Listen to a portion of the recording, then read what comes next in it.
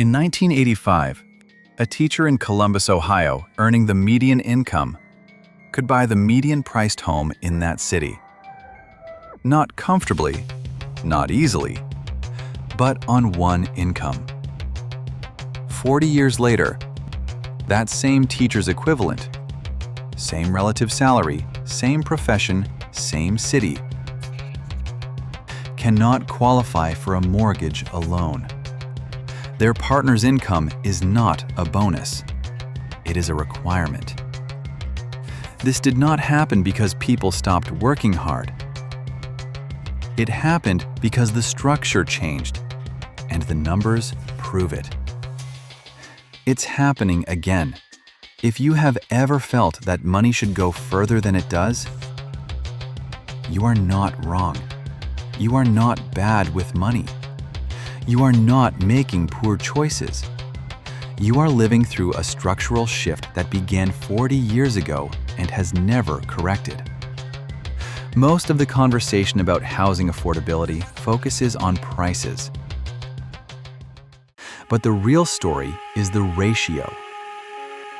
How many years of income does a median home cost? That number is the clearest measure of how accessible homeownership actually is, and it has moved decisively in one direction for 4 decades. In 1985, the median U.S. household income was $23,620. The median U.S. home price was $82,800. That is a price-to-income ratio of 3.5. In 2025, the median U.S. household income was $83,150. The median U.S. home price was $416,900. That is a price-to-income ratio of 5.0. In nominal terms, income grew 241% over those 4 decades. The home price grew 408%. That gap, 167 percentage points, is not a rounding error. It is not a bad decade. It is 4 decades of structural divergence. And it explains why the numbers do not work, no matter how carefully you run them. This did not happen all at once. It happened in 3 chapters. In 1985, a household earning the median income could qualify for the median home, alone. Between 1985 and 2000, home prices rose 103%. Income rose 82%. A gap opened. By 2000, the ratio moved to 4.0. The window had not closed yet, but it was narrowing. There is another number that does not appear in headlines: the deposit.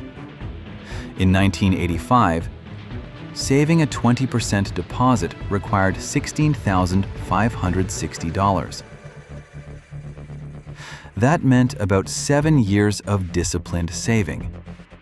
In 2025, that same deposit requires over $83,000.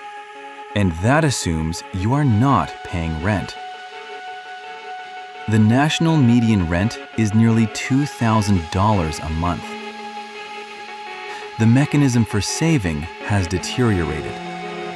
Between 2000 and 2006, home prices rose 88%.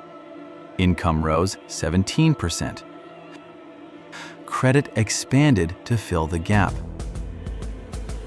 Adjustable rates, interest-only loans, zero-down financing.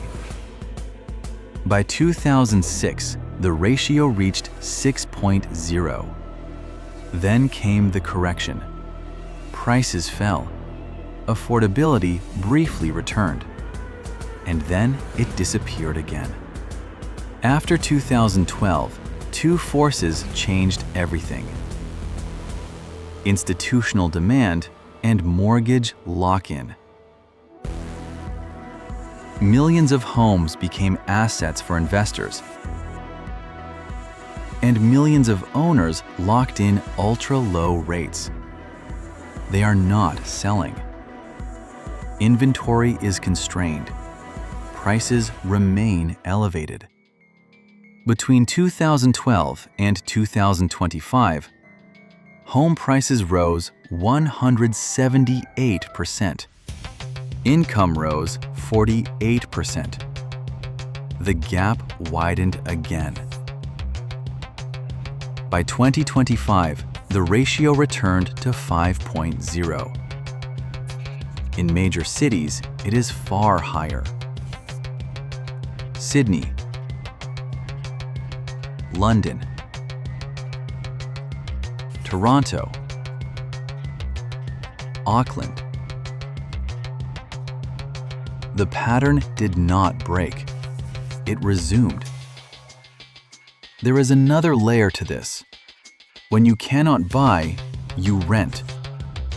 And when you rent, you fund someone else's equity.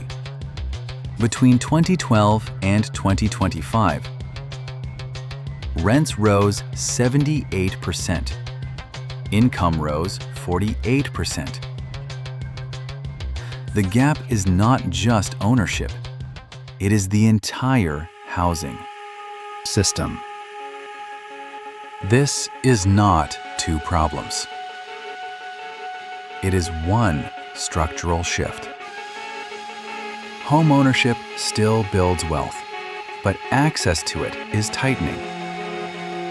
And that makes the system self-reinforcing. 3 signals to watch from here: housing starts, mortgage rates, affordability metrics. These are not predictions. This is the data behind what you are already feeling. So I want to ask you something. What does this look like where you live? If you have ever sat at a table and wondered why the numbers do not add up, drop "same" in the comments. And if you are new here, subscribe. Because this channel does not predict.